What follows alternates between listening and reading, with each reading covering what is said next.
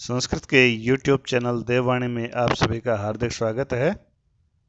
आज हम कक्षा 9 द्वितीय पाठ श्रवण का कह इस पाठ को पढ़ेंगे। ये पाठ तो हम पहले ही पढ़ चुके हैं। आज इसका अभ्यास कार्य करेंगे, तो करते हैं। पहला प्रश्न है, एक पदेन उत्तरम लिखत। एक पद में उत्तर लिखिएगा। माता काम आदेशत। माता ने किसको आदेश दिया? तो हम लिखेंगे एक पद में उत्तर देना है, तो दुहिताम या बालिकाम। स्वर्ण काकह कान एखादत। सुनहरे कव्वे ने किस चीज को खाया? तो चावलों को, तो हम कान के स्थान पर क्या लिख दें? तंडुलान। प्रासाद कीदृश वृतते। महल कैसा है? तो महल सुनहरा है, तो हम लिख देंगे सवर्णमयम। गृहम आगत्य तया का समुद्घाटिता। घर आकर उसके द्वारा क्या खोला गया? तो संदूक खोली गई, तो हम लिख देंगे मंजूषाम। और उसके बाद लोभाविष्टा बालिका की दृश्यम मंजूषाम नयति। लोभ में आई बच्ची कौन सी संदूक लेती है? तो वो सोने की संदूक को लेती है, बड़े वाली को लेती है, बल्कि बृहतमा। तो अगला हम देखते हैं, अधोलिखिता नाम प्रश्न नाम उत्तराणी संस्कृत भाषया लिखत। अब ये पूरे वाक्य में उत्तर देने हैं। निर्धनाया वृद्धाया दुहिता की दृश्याशित। जो निर्धन बुढ़िया है उसकी बेटी कैसी है? तो हम लिखेंगे निर्धनाया वृद्धाया दुहिता कीदृशी के स्थान पे लिख देंगे विनम्रा च मनोहरा आसीत। विनम्र और मनोहर थी। अगला, बालिकया पूर्वम कीदृशः काकः न दृष्ट आसीत। बालिका ने कैसा कौवा पहले नहीं देखा था? तो स्वर्ण पक्षः रजत चंचू, ये लिख देंगे हम कीदृश के स्थान पे। निर्धनाया दुहिता मंजूषायाम कानी अपश्यत। तो निर्धन जो बेटी थी उसके द्वारा संदूक में क्या देखा गया? तो बहुमूल्याणी हीरकाणी, हम ये लिख देंगे बहुमूल्य हीरे कानी के स्थान पे। अगला, बालिका किम दृष्टि आश्चर्यचकिता जाता। बालिका क्या देखकर आश्चर्यचकित हुई? तो वो सोने की थाली में भोजन देखकर आश्चर्यचकित हुई। तो किम के स्थान पर हम लिख देंगे स्वर्णस्थाल्याम भोजनम दृष्टवा आश्चर्यचकिता जाता।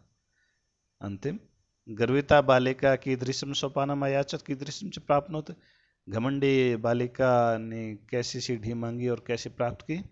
तो सोने की मांगी थी और चांदी की प्राप्त की, तो हम लिख देंगे कि दृश्यम के स्थान पे स्वर्णमयम और अगले की दृश्यम के स्थान पे ताम्रमयम। अगला प्रश्न देखते हैं, प्रश्न संख्या 2। अधोलिखित अनाम शब्दानाम विलोम पदम पाठात चित्वा लिखत।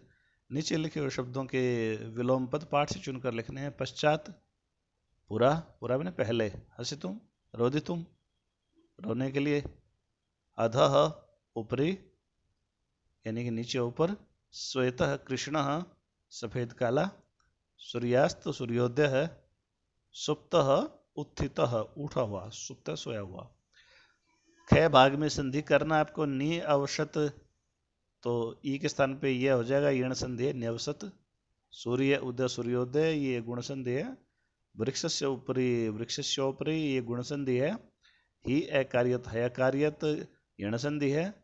च एकाकिनी, चैकाकिनी अर्थात वृद्धि संधि है और एक आई हो गया है। इति उक्त्वा, ई का यह यण संधि इत्युक्त्वा। प्रत्यवदत, यहां पर भी ई का यह हुआ यण संधि है, प्रत्यवदत। प्रउक्तम, तो प्रोक्तम यहाँ गुण संधि है। अत्र एव, अत्रैव वृद्धि संधि है। तत्र उपस्थिता, तत्र उपस्थिता ये गुण संधि है। यथा इच्छम यथेच्छम गुण संधि। यहाँ पर यण और गुण संधि के उदाहरण ज्यादा हैं, एक दो उदाहरण वृद्धि संधि के भी हैं। स्थूल पदानि अधिकृत्य प्रश्न निर्माणम कुरुत। स्थूल पद हैं, उनके आधार पर प्रश्न निर्माण करना है। ग्रामी निर्धना स्त्री आवश्यक, तो निर्धना स्त्री है, इसके स्थान पर प्रश्न बनेगा का, यानी गांव में कौन रहती है। श्रवण काकः निवारयन्ति बालिका प्रार्थयत। श्रवण काक को रोकते हुए बालिका क्या प्रार्थना करती, तो हम लिख देंगे श्रवण काकम के स्थान कम। अर्थात प्रश्न उत्तर में जो विभक्ति वचन होता है, प्रश्नवाचक शब्द में भी वही विभक्ति वचन होता है। सूर्योदयात, तो ये अकस्मात आ जाएगा। निर्धन मातु, ये छठी विभक्ति एक वचन का है, तो षष्ठी विभक्ति एक वचन के स्थान पे हम प्रश्नवाचक शब्द लिख देंगे कस्याः, बालिका कस्याः दुहिता आशित। और अंतिम स्वर्णकाकस्य, तो कस्य आ जाएगा। अगला प्रश्न, प्रश्न संख्या 4, प्रकृति प्रत्यय संयोगम कुरुत। प्रकृति और प्रत्यय का संयोग करना है। प्रकृति होता है मूल शब्द या धातु, और प्रत्यय उसके साथ जो प्रत्यय जोड़ा जाता है। विलोकरी लप विलोक्य, निक्षिप लप निक्षिप्य, विलोक्य मैंने देखकर, निक्षिप्य मैंने रखकर, आगम लप आगत्य आकर, दृश्कत्वा दृष्टवा देखकर, शीकत्वा सहित्वा जाकर यशोकर, लघुतम अप लघुतम छोटे वाला। प्रकृति प्रत्यय विभागम कुरु, प्रकृति और प्रत्यय विभाग करना है, अलग करना है। रोदितुम रुद धातु है, तुमन प्रत्यय है। दृष्टवा दृश्य, कत्वा विलोक्य, वी लोकरी लप, निक्षिप्य नी क्षिप और लप, आगत्य आ गमलरी धातु, गम बचता है, लप शैत्वा शी जमा कत्वा, लघुतमम लघु जमा तमप। अधोलिखितानि कथनानि कह का कम काम च कथयति। नीचे लिखे हुए कथन कौन किसको कहते हैं। पूर्वम प्रातराशक्रियता, आपको पता है कि ये किसने कहा था, ये कव्य ने बालिका को कहा था, तो काकः बालिकाम। सूर्या तपे तंडुलान खगेभ्यो रक्ष, ये किसने कहा था, वृद्धा किसको कहा था, बालिकाम।